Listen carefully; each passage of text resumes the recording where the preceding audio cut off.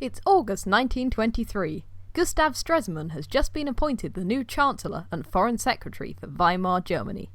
Just 3 months later, in November, Stresemann resigns as Chancellor, but he remains Foreign Secretary.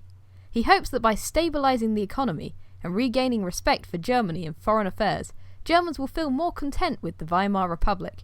In turn, he hopes this will lead to more support for moderate parties and reduce support for extremists. 1923-29, Stresemann's strategy. The first step in Stresemann's strategy is bringing an end to hyperinflation, which he does through the establishment of the Rentenmark. In November 1923, he sets up a new, state-owned bank, the Rentenbank. This bank issues a new currency, the Rentenmark. The supply of this new currency is strictly limited, and its value is tied to the price of gold.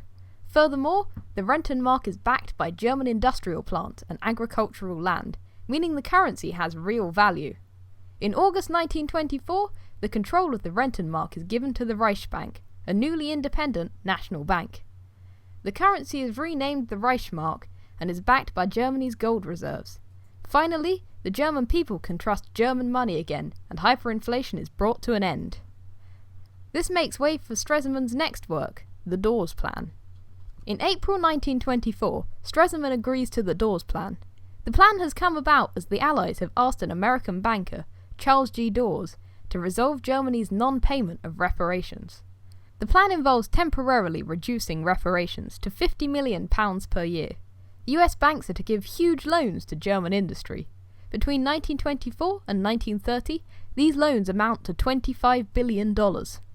Moreover, Stresemann calls off passive resistance to the French occupation of the Ruhr, and reluctantly, they agree to leave. The German economy begins to recover, benefiting both workers and the middle class. Between 1923 and 1928, industrial output doubles. Employment, trade, and income from taxation also increase. The German people are reassured, and the Republic is strengthened again.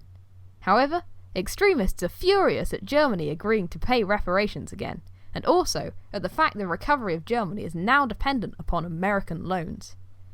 In 1929, further progress is made by Stresemann with the Young Plan. The plan is put forward by a committee, headed by American banker Owen Young. The reparations debt is reduced from £6.6 billion to £2 billion, and Germany is given a further 59 years to pay it off, meaning the debt now stretches out until 1988. Annual payments are to remain at £50 million a year. Lower reparations mean lower taxes for German people. Thus, public spending power is released, giving a boost to the economy and consequently to employment.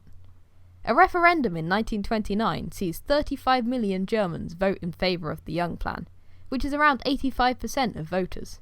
And, in 1930, the French agree to leave the Rhineland. However, not only does Stresemann oversee major economic improvement, but he also oversees a recovery in foreign relations, the first step in which is the Locarno Pact. On the 1st of December 1925, the Locarno Pact is signed. It's a treaty between Germany, Britain, France, Italy and Belgium, and it has been agreed on equal terms with Germany, rather than imposed. Under the treaty, Germany accepts its new 1919 border with France, and France promises peace with Germany.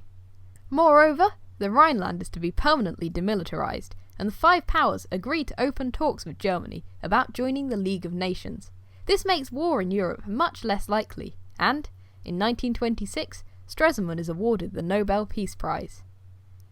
Germany's treatment as an equal sees a boost in German confidence in moderate parties and the Weimar government. The next important step is the German entry into the League of Nations. At the end of the First World War, the Allies had founded the League of Nations. They're a body who discuss ways to solve the world's problems without resorting to war. In September 1926, Stresemann successfully persuades the other powers to accept Germany as a member. They're given a place on the League of Nations Council, who make the most important decisions of the League. This is a further boost to moderate parties in Germany. The final piece in Stresemann's strategy for foreign relations is the Kellogg-Briand Pact. In August 1928, Germany and 61 other countries signed the Kellogg-Briand Pact. It's a promise not to use war to achieve foreign policy aims, and is the work of 2 French and US foreign ministers. It shows that Germany is now included in the main powers, not dictated by them, and this further improves support for the Weimar government. By removing the hardships of everyday people through improving Germany's world status, Stresemann had successfully reduced support for extremists. In May 1924, extremists held 40% of seats and moderates 50%. By May 1928, extremists held 28% and moderates 58%, a dramatic improvement for Stresemann. Furthermore, in 1925, President Ebert had died and was replaced by Paul von Hindenburg, a former field marshal of the Kaiser's army. This had served to reassure the middle classes and had given the Republic a strong figurehead, further strengthening the Weimar government. However, this stabilisation is rapidly undone, as on the 3rd of October 1929, Stresemann dies of a heart attack. Within a month, the Wall Street crash occurs, and the Great Depression means Germany is thrown back into hard times.